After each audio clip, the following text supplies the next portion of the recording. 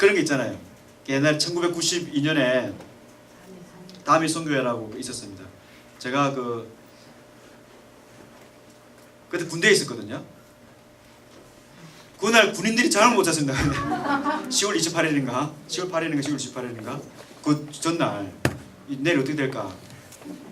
예, 이제 그런 운동들이 많이 있다 보니까 반작용으로 우리가 그런 거짓된 종말론에 대해서 우리가 경계를 해야 된다. 그러다 보니까 이제 역으로 종말을 강조하지 않는 분위기가 있습니다. 그러다 보니까 이 사건도 AD 70년에 이루어진 것이다 주장이 있고,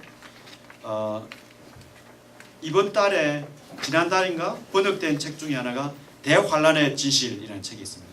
건전한 생각으로 이제 종말에 대해서 알려주기 위해 책을 번역을 했거든요. 그래서 굉장히 많이 읽혀지고 있는데, 저는 그 신학대원생인데 그랬습니다.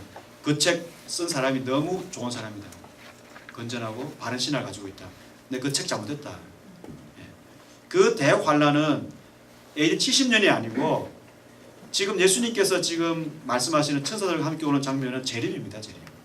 지금 나팔 소리와 함께 하늘에서 사인이 보이고 인자의 사인이 보이고, 이것은 완전히 그 재림에 대한 이야기입니다. 물론 이 전체는 AD 70년 예수님께서 예루살렘 성전 파괴를 예언하시면서 그 미래를 함께 지금 하고 있기 때문에 어느 부분이 어딘지 잘 알 수는 없습니다.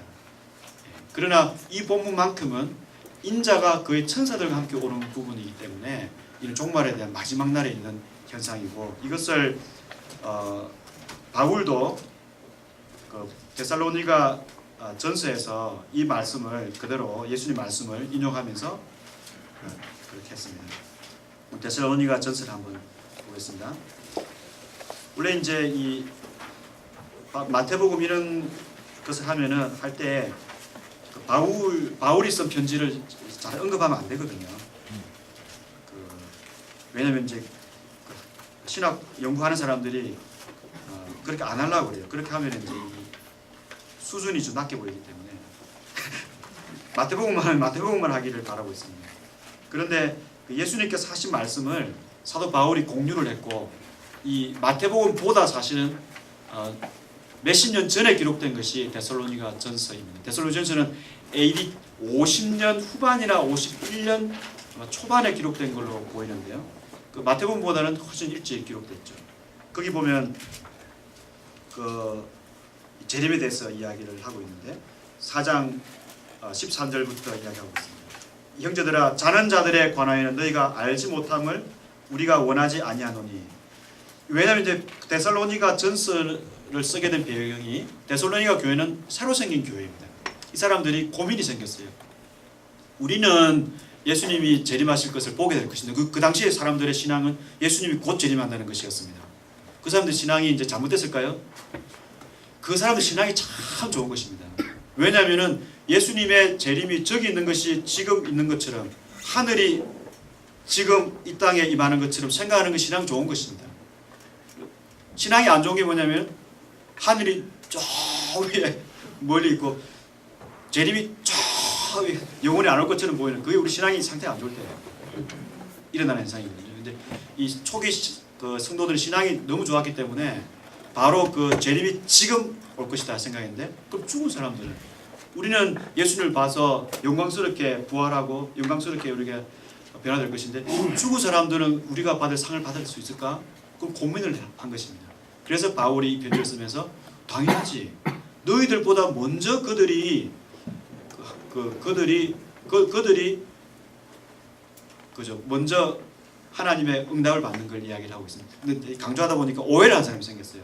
뭐 재림 우리가 그러면 공중에 들림 받아서 예수님 만나게 되는구나. 그러다 보니까 어떤 반응이 생기겠습니까? 아이고 뭐 그래도 확실하게니까 편하게 살자. 그렇게 반응이 나오니까 바울이 편지를 다시 쓰죠. 너희들 좀 오해를 한 것 같은데. 그러면서 이제 좀 긴장하라고 고린도 데살로니가 후서를 쓰게 됩니다. 이 본문을 보면 14절, 우리가 예수께서 죽으셨다가 다시 살아나심을 믿을진데 이와 같이 예수 안에서 자는 자들도 하나님이 그와 함께 데리고 오시리라. 이 잔다 그래가지고 이 잔다는 지금 생각 없이 하나님 품에서 자고 있는 그런 표현이 아닙니다. 이게 안식을 가리킵니다. 하나님과 함께 죽은 자들이 지금 안식하고 있는 것이죠. 눈 감고 있는 그런 안식이 아니고 다른 우리 성경 구절하고 비교해 보면은 하나님과 함께 그런 천상에서 변화된 존재로서 그런 이제 안식을 누리고 있는데, 우리가 주의 말씀으로 너희에게 이것을 말하는 이 주께서 강림하실 때 내려오실 때 우리 살아남은 있는 자는 자보다 결코 앞서지 못하리라. 주께서 호령과 천사장의 소리와 하나님의 나팔 소리로 친히 하늘로부터 강림하시리니 그리스도 안에서 죽은 자들이 먼저 일어나고 그 후에 우리 살아남은 자들도 그들과 함께 구름 속으로 끌려올려 공중에서 주를 영접하게 하시리니 그리하여 우리가 항상 주와 함께 있으리라. 이것은 뭐냐면 예수님께서 천사와 함께 큰 나팔 소리와 함께 올 때 그 장면을 가리킵니다. 이건 완전 재림이에요. 예수님께서 왜 그냥 오시지 무슨 나팔 소리를 그렇게 부시고 그렇게 하실까요? 이것은 그 최후에는 어떤 이 정말 그 엄청난 전쟁이 일어나는 것을 말해주고 있습니다. 제가 지금부터 이야기하는 것은 굉장히 그 반지의 제왕과 같은 그런 분위기가 느껴지겠지만 제가 지어낸 이야기가 아니고 기록된 이야기입니다. 종말에 이런 하마겟돈 전쟁도 있잖아요, 그죠? 여호와계시록 보면은 아마겟돈 전쟁이 있잖아요, 그죠? 아마겟돈이 그 하르가 그 산입니다, 산. 그 마겟돈이라는 산이 있는데 거기 전쟁이 일어나는데 이제 마겟돈을 이제 우리가 어떻게 번역하는지 하는데 이게 하나님이 이루시는 총회, 하늘 그 총회 있죠. 그 총회를 그 모에드라고 합니다. 그 히브리어로. 근데 그걸 이제 헬라어로 번역하다 보면은 이게 마겟돈으로 번역이 됩니다. 온 마겟돈 할 때 온이라는 것이 장소를 가리키는데요. 그래서 하마겟돈은 뭐냐면 하나님이 이루시는 하나님의 총회입니다. 이 땅에 있는 총회. 거기서 대전쟁이 일어나는 거죠. 옛날에 바벨론 왕이 말하기를 내가 하늘 위에 올라서 하나님의 보좌에 내가 그 하나님의 총회에 자기 앉을 것이다. 자기가 이제 하나님 끌어내리고 자기가 이제 하늘에 오르겠다 이야기하는데 그때 뭐냐면 네가 하늘에 오르는 것이 아니고 음부에 떨어질 것이라고 이야기를 하고 있고요. 그와 같이 마지막 날에 이런 그 적 그리스도 악한 세력이 바로 그 하나님을 천상을 공격하는데 천상을 공격하기 위해서 우주적 전쟁이죠. 그걸 위해서 이제 이 땅에 있는 하나님의 총회를 공격하는데 그게 이제 그때 그 하나님의 군대가 지금 반응이 좀 이상한 것 같아요. 인상을 보니까 예수님께서 하늘의 군대를 이 군대는 원래 하늘의 총회죠. 하늘의 총회가 재판을 할 때는 군사 전쟁으로 이렇게 나타냅니다. 그래서 이 땅에서 이제 천사들을 통해서 이게 그 나팔 소리를 내는데 이 나팔 소리는 당시에 이제 그 유대교 문헌 중에서 사회 공동체가 가지던 문을 보면 나팔 소리가 울릴 때 전쟁을 알리는 깃발이 함께 보이는 게 있습니다. 깃발과 나팔 소리가 함께. 왜냐하면 이제 전쟁을 신호할 출발 또는 뭐 해체 이런 거 할 때는 깃발이 울려주면서 나팔 소리가 함께, 나팔 깃발이 함께 이렇게 합니다. 예수님께서 재림하실 때 공중에 인자의 사인이 보이거든요. 인자의 사인을 보고 사람들이 통곡합니다. 인자가 오기 전에 인자 사인이 먼저 보이거든요. 인자의 사인을 우리가 잘 추적해 보면 이거는 뭔가를 알리는 하나의 깃발입니다. 깃발인데 그 깃발을 보고 이 사람들이 통곡한다는 거죠. 이 깃발이 울리면서 그 다음에 이제 나팔 소리가 울리고 하나님의 천사들이 하나님의 백성을 쫙 모으는데 그때 보면 하늘의 군능들이 다 떨어지는 거죠. 여기서 하늘의 군능들인데 하늘들의 군능들입니다. 하늘들은 복수는 이 천상의 세계를 가리키는데 공중을 장악하고자 하는 그 세력들이 다 떨어지는 거죠.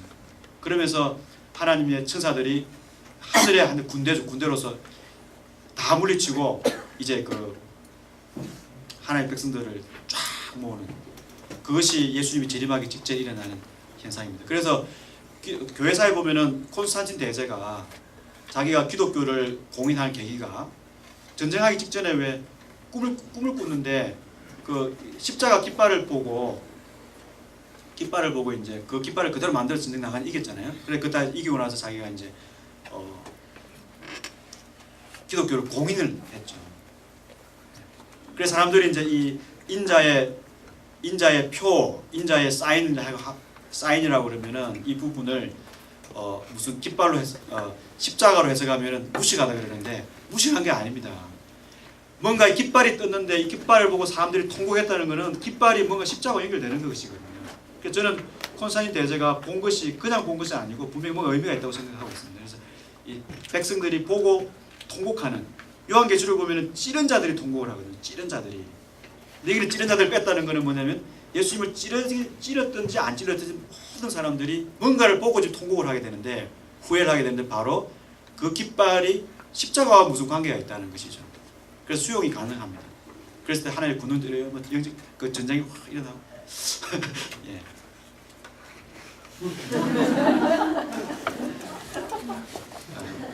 어떤 주장은 스스로 지어내서 참 지어냈는데 신비로워서 너무 신비로워서 수용할 만한 그런 이야기가 있어요. 그러니까 어떤 사람이 지어낸 이야기인데 너무 이게 좀 충격적이면서 신비로운 이야기 있잖아요. 내가 예언을 했는데 내가 뭘 봤는데 이러면서 사람들이 넘어가요. 어떤 이야기는 성경이 진짜 그렇게 이야기하고 있는데 도저히 믿기지 않는 이렇게 하는 경우가 있습니다. 여러분 둘 중에 하나를 택하세요. 이것은 여기만 나오는 내용이 아니고 다른 성경 요한계시록도 그렇고 강조하고 있는 부분입니다. 마지막에 그러한 엄청난 전쟁이 일어나는 것이죠. 마지막에 제가 말씀드리는 것이 믿기지 않으면은 집에 가셔서 기도하시면서 그 요한계시록 19장하고 20장 한번 읽어보세요. 그러니까 바로 이 바울이 데살로니가 전서에서 했던 이야기 그 장면입니다.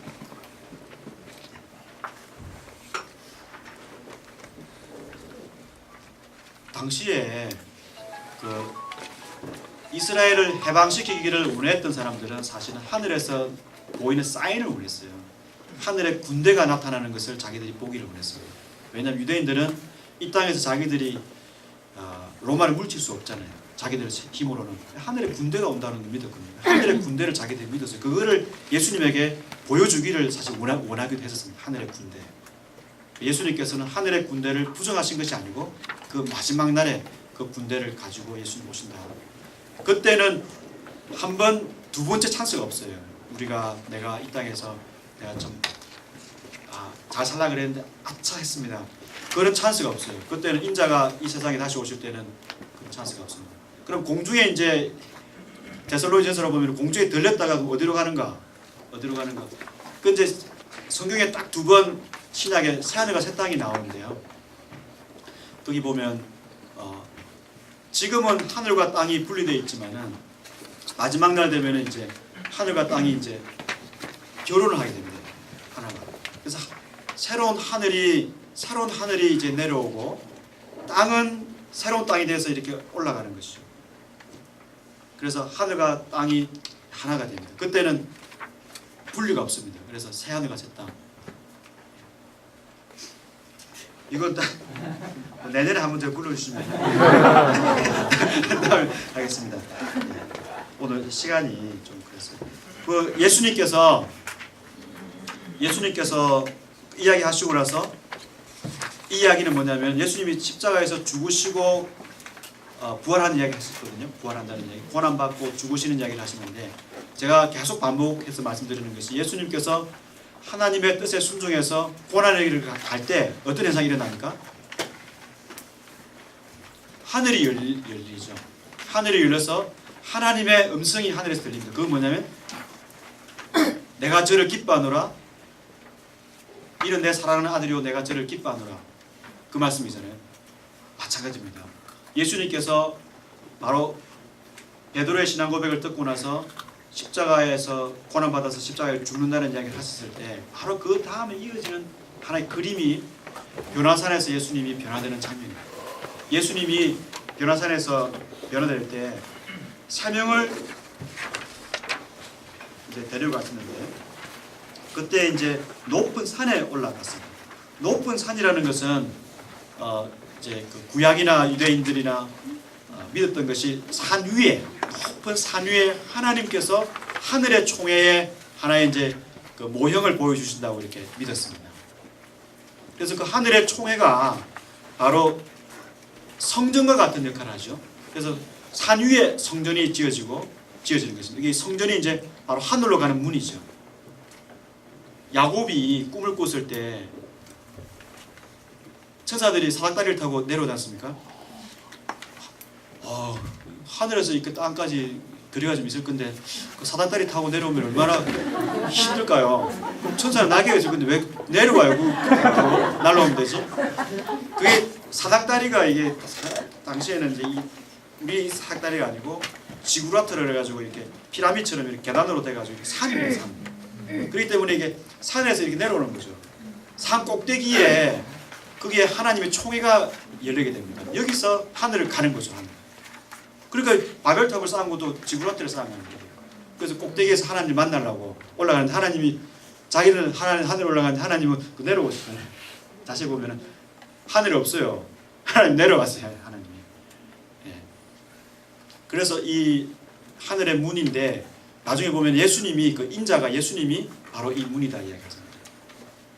왜 예수님을 통해서 이제 하늘을 경험할 수 있다는 그 말씀을 하셨고. 바로 이 산 위에 높은 산 위에 하늘의 총회가 펼쳐진 것이죠. 거기 보면은 누가 나타나느냐 이 엘리야와 모세가 나타났습니다. 예수님은 완전히 천상의 존재로 지금 변화돼가지고 세 명이 무슨 이야기를 하고 있는데 오늘 메뉴가 무엇일까? 하늘에서 잔치가 아침에 나는 콩나물 국밥을 먹었는데 점심에 김밥을 먹고 저녁에 뭐가 나올까? 뭐 그런 이야기를 했었는지 모르겠어요. 무슨 이야기를 했는데 이 장면은 예수님이 고난받아 죽지만은 바로 그가 부활한 이후에 취하게 될 그 하늘의 모습을 보여주고 있습니다. 여러분 계속 지금 이 복음서가 기록될 때 독자들을 고려하고 있죠. 그 독자들은 지금 우리와 좀 다르지 않겠습니까? 예수님을 믿는 것이 따른다는 것이 어렵죠. 처음에 독자들은. 그렇기 때문에 이 사람들에게는 예수님의 모습처럼 우리가 변화될 것이다. 이건 굉장히 중요한 이야기입니다. 그때 그 많은 사람들 중에서 왜 모세와 엘리야가 나타났을까? 그 유대인들은 많은 사람들 중에서 모세와 엘리야가 천상에 하나님과 함께 있는 중요한 인물들로 생각했습니다. 에녹도 있죠. 그런데 에녹하고 이 사람들은 다른 점이 있습니다.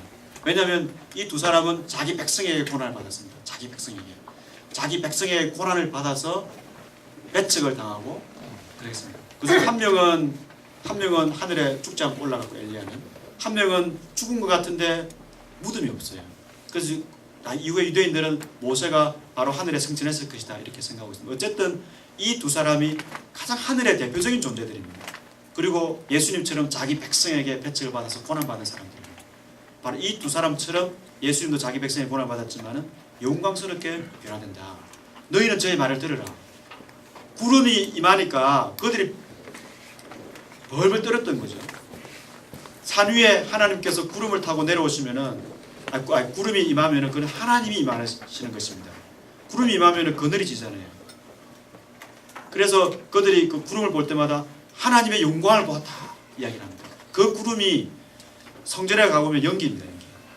그 구름을 이제 나타내기 위해서 연기로 나타내고 있는데 하나 더 붙이자면 아담이 범죄했을 때 하나님이 서늘한 가운데 거하시는데 하나님께서는 이 산책을 더울 때 하지 않으시고 서늘한 중에 하셔서 우리에게 여러분도 가든에서 산책을 할 때는 서늘한 중에 하라.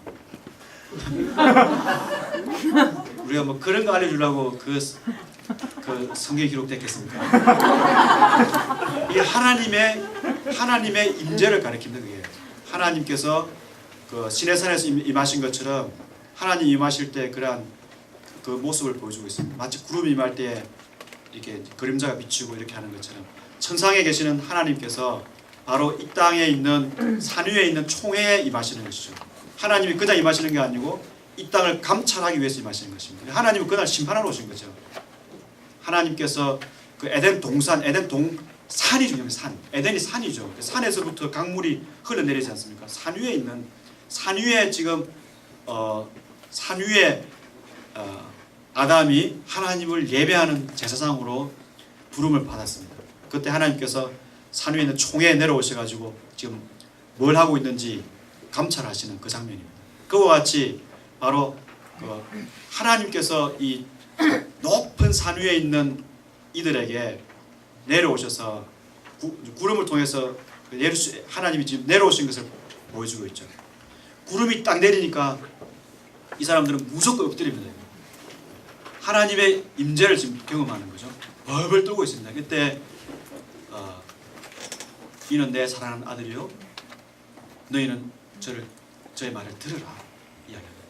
바로 이 예수님이 하나님의 아들, 원래 하늘에 있는 존재인데 지금 이 땅에서 고난받고 있지만 그가 바로 원래 그렇게 영광스러운 하늘의 존재다.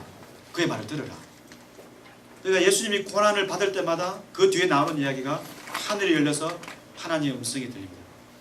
그래서 우리가 한 가지는 제 아들에게 그런 우리도 그렇게 될 것이구나 격려를 하면서 동시에 예수님처럼 그 고난의 길을 가는 것이 맞다라는 것입니다. 제 말을 들으라 이야기를 하고 있습니다. 그러면서 뒤에 이제 그 18장에 넘어가 보면 그래도 뭐 들으라 그래도 뭐 듣긴 들어도 이제 흘러가는 게 또 있으니까 귀가 이제 두 개니까요. 한쪽은 듣긴 듣는데 들었긴 들었는데 이제 또 한쪽으로 흘러가죠. 그래서 성령께서 이렇게 강력하게 임하시기 전에는 제 아들이 들어도 잘 까먹었습니다. 18장 1절을 보면 천국에서 누가 크니까 그 앞에 보면은 성전 세에 대해서 이야기를 합니다. 하나님 아들들은 세금 낼 필요 없다. 뭐 버진 아일랜드에 가서 뭐 페이퍼 컴퍼니 할 필요도 없고 아예 세금 낼 필요 없다. 너희들은 천국에 뭐 그건데 그러니까 그런가요? 그러면은 그래도 그 중에 큰 자가 있을 건데 우리가 12명인데 똑같이 될 수는 없잖아요.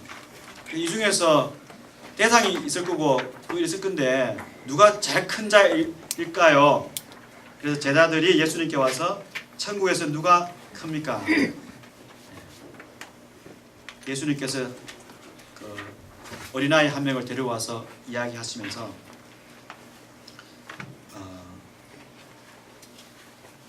쭉 이야기하시다가 그 10절부터 14절까지 이런 양의 비유를 말씀하십니다. 삼가 이 작은 자 중에 하나도 업신여기지 말라. 너희에게 말하노니 그들의 천사들이 하늘에서 하늘에 계신 내 아버지의 얼굴을 항상 배우느니라. 그들의 천사들이 그래서 보통 학자들은 이 부분을 수호천사라고 합니다. 뭐 수호천사 개념은 당시 유대인들이 생각했던 보편적인 생각이니까요. 수호천사. 수호천사 하니까 또 제가 생각이 나는데 옛날에 책을 하나 읽었습니다. 브루드 허프의 그 공동체 책인데요. 그 아이가 이제 죽을 때 했던 말입니다. 맞는 것 같기도 하고 틀린 것 같기도 하고. 아이가 죽으면서 뭐라 했냐면 하나가 아니고 둘이네? 그래 얘기하죠. 이제 아버지한테 자기 수호천사가 있다고 한 명이라고 들은 거예요. 근데 애가 죽으면서 둘이네? 예, 그 이야기가 제가 지낸 이야기가 아니고 그 브루드 허프의 공동체라는 책에 십몇 년 읽었던 그 책에 나옵니다. 이게 수호천사 있는 거죠. 요한계시록 보면은 그 교회 천사들이 있잖아요. 그래서 제가 이야기를 잘 못 믿으시는 것 같았어요.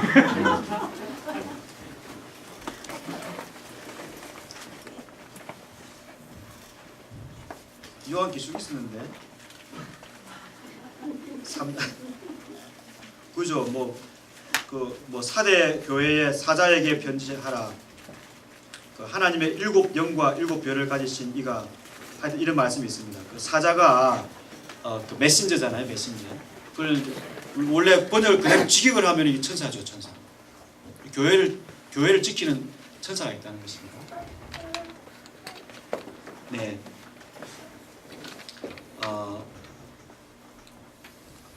네네 그렇게 생각하는데 그들의 천사들이 하늘에서 하늘에 계신 내 아버지의 얼굴을 항상 배웠는데 어제 말씀드렸죠. 왜 천사들이 할 일 없이 하나님 아버지 얼굴을 쭉 보고 있을까요?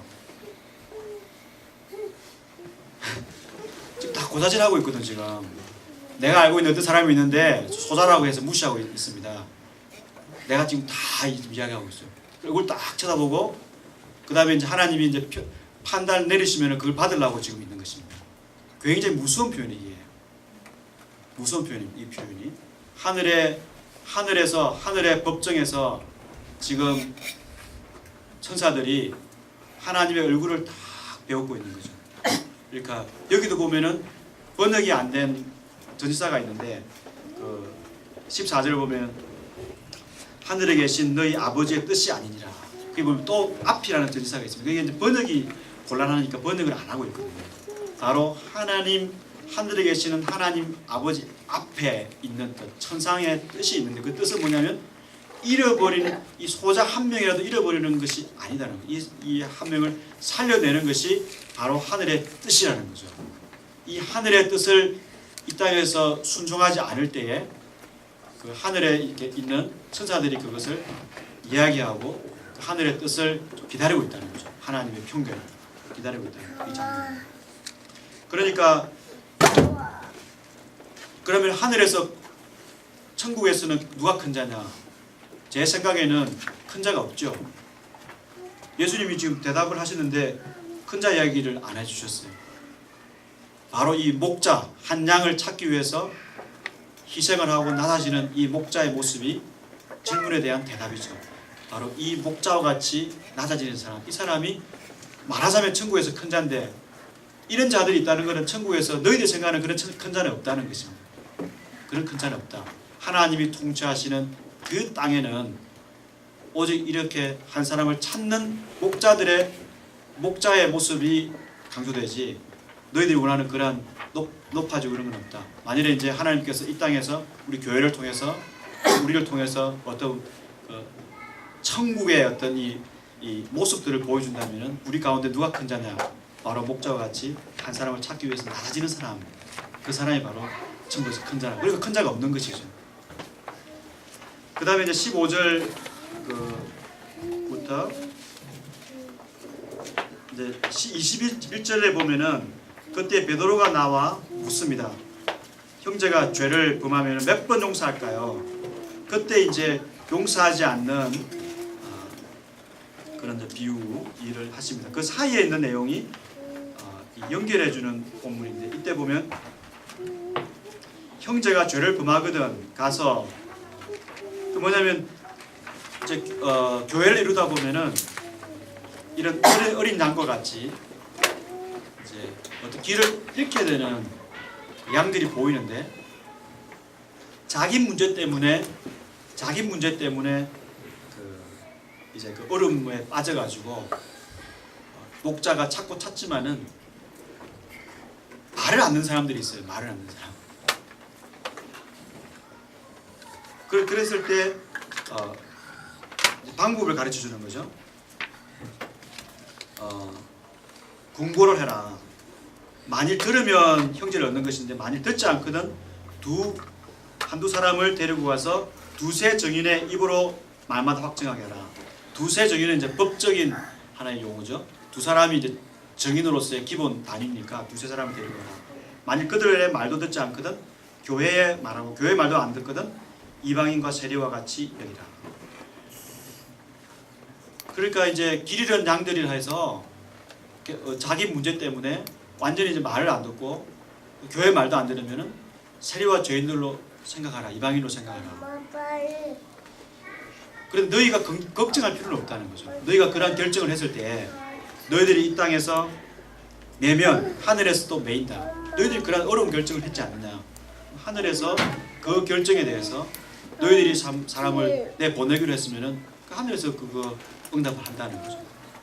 그렇기 때문에 이것은 권징을 하지 말라는 것이 아니고 이제 어떤 우리가 교회를 위해서 징계를 했을 때 그러한 어려운 결단에 대해서 하늘의 교회가 이제 에클레시아라고 하죠. 교회가 이 땅에 있는 에클레시아가 모임이 결정하게 되면 하늘에 있는 모임에서도 그 풀고 맨다라는 이야기를 하고 있습니다.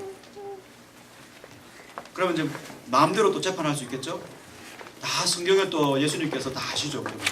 그래서 이어서 이제 용서에 대한 이야기를 하십니다. 그것이 바로 21절부터 있는 내용입니다. 어제 그 고문하는 거 이야기 제가 말씀드렸죠. 어제 집에 가서 생각해 보니까 조금 납득이 되던가요? 네. 넘어가도록 하겠습니다.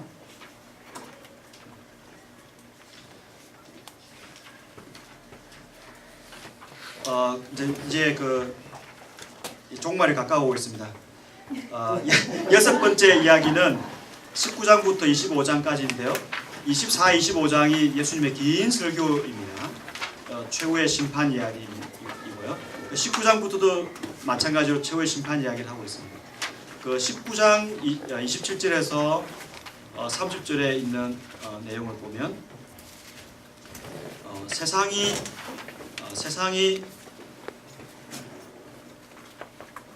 27절에 보면은 보소서 우리가 모든 것을 버리고 주를 따랐습니다.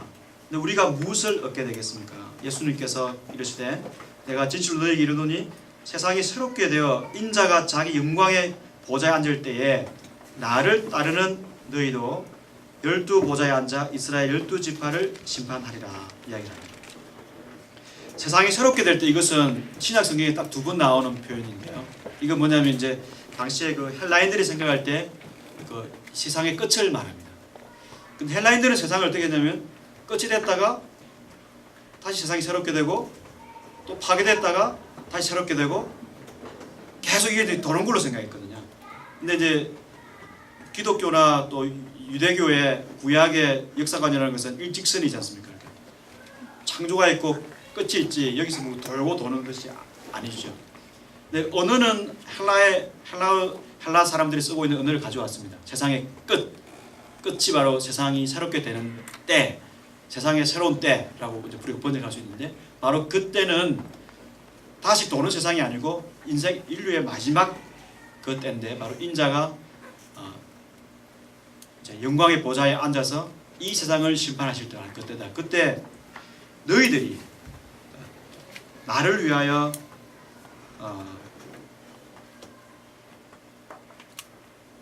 나를 따르는 너희도 12보좌에 앉아 이스라엘 12지파를 심판하리라. 완전히 이거는 뭐 엄청난 그 특권을 이야기하고 있습니다. 16페이지에 제가 다니엘서 7장 10절부터 기록을 제가 적어놨는데요.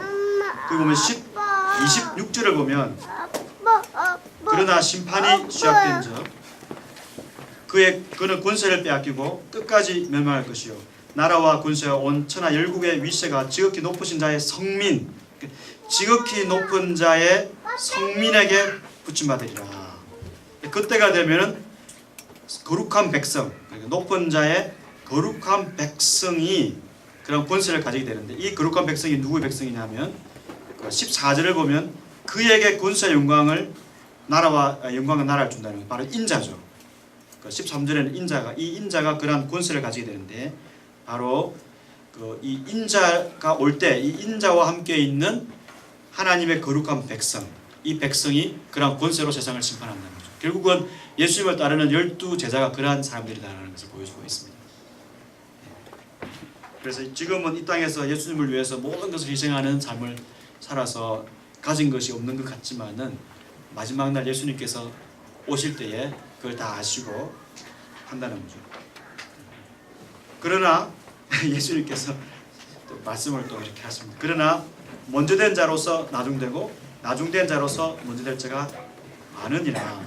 그러니까 먼저 된 이스라엘이 나중되고 나중이었던 이방인들 이런 사람들이 먼저 되는데 똑같이 예수님의 제자라고 그래서 먼저 됐다 생각하지만 또 나중되는 사람들이 생기는 거죠. 그러니까 모든 사람들이 예수님을 따른다 그래서 이런 영광을 경험하는 것이 아니고 그 중에서 주의 뜻을 진정으로 이루는 사람들이 이런 영광을 경험합니다. 이제 그 다음에 이제 그 비유들이 계속 나오고 있습니다. 그 중에 이제 21장, 22장에 연속적으로 비유 3가지가 나오는데요. 마지막 비유가 22장에 나오는 혼인 잔치의 비유입니다. 혼인 잔치가 이제 마지막 날 열리게 되는데 사람들이 초청을 받았어요. 사람들이 어떤 사람은 여러 가지 핑계로 안 옵니다. 그러니까 큰 길에 가서 누가 초청하라. 그래서 사람들이 다 갔죠. 잔치가 열리게 됩니다. 이 아들의 그 혼인 잔치를 이 잔치인데 그때 이제 잔치를 즐길 수 있는 사람을 이제 점검하는 시간이 있습니다. 그게 바로 옷을 입은 날입니다. 제가 우리 교회 집사님들이 골프를 좋아하셔서 영국에 너무 골프 치는 게 공짜라 그러더라고요. 그럼 뭐 자기들끼리 가면 되는데 저를 꼭 친절하게 초청을 해서 제가 몇 번 따라갔죠. 골프를 못 치는데 따라다니니까 진짜 힘들더라고요. 한 5시간 걸리는데 허리 아파가지고 그만 한 게 아니고 못 치는 분이 있어가지고 그 공을 이렇게 쳐야 되는데 그분은 공이 항상 이렇게 가요, 이렇게. 그래서 뭐 제가 공 죽는다고 재밌는 이야기입니다. 공 죽는다고 고생을 많이 했어요. 그래서 그분은 골프 치고 저는 하도 안 돼가지고 공주 다니고. 그래서 제가 그랬습니다. 내가 캐디다. 근데 이제 어떤 골프장에 가니까 청바지를 입으면 안 되더라고요. 아십니까? 안 쳐보셨군요. 청바지를 입으면 안 돼요. 청바지를 입으면 안 되고 청바지가 아닌 바지를 입어야 되더라고요. 거기도 무슨 옷을 딱 점검하다 보니까 마지막 날에 잔치 자리에서 옷을 점검하는데 이 옷을 점검하는 이야기는 아주 보편적인 이야기입니다. 마지막 날에 옷을. 그러니까 모든 사람들이 초청을 받았다 그래가지고 다 혼인 잔치 자리에 앉아서 즐기는 것이 아니라는 거죠.